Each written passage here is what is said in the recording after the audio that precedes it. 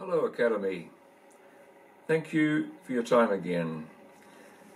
Today we're going to talk about the subject of anaphylaxis and what does NIS do about anaphylaxis, a very serious life-threatening problem. All the things that can contribute, I'm not going to go into those. We know about the foods and the bee stings and all of those environmental issues. What we're talking about is what is the approach of NIS. Back in Masters in 2017, I went into some detail as a result of having these patients with anaphylaxis. And the detail related to the transcription and translation process of our RNA. Now, what I found was that this process, which is vital to the formation of essential proteins, was affecting the thymus gland. So the first thing was, in step 1, we treat the thymus using the protocols for transcription and translation of RNA and DNA. Step 2, this was interesting. When a baby is born and we have the APGAR testing, these are looking for the normal neurological tests.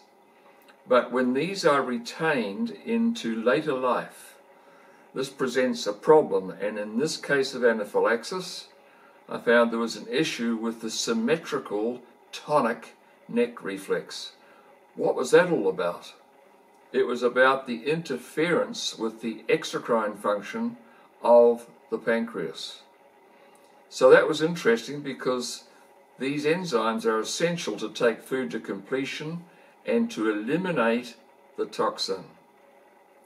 Step 3, I found that these people invariably were of a thyroid dominant type.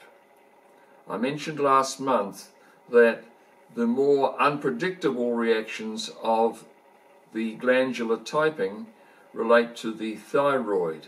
That's why it's so easy for people to have these thyroid testing as an initial look at why things are not working homeostatically. So the thyroid, we must pay attention to that gland, make sure there's no impeding issues that would influence the function and the optimal function of that gland. So that's step 3. Step 4, we have to go back now to the thymus again with its essential ingredients in terms of production of that hormone thymosin and the T cells, T cell memory, B cell memory, very, very important. Then we go from the thymus to the left cellular memory. What happened at the conception of this particular patient? So we're going right back to then. The brain will understand that. Then we have to go to the procedure that food takes as we go through the system, which involves the TMJ and the valves of digestion. The TMJ also involves the emotional issue on the right hand side, and we also have the issue of pain on the left hand side. Absolutely important. And then after the TMJ, what happened to the sympathetics as opposed to the parasympathetic control?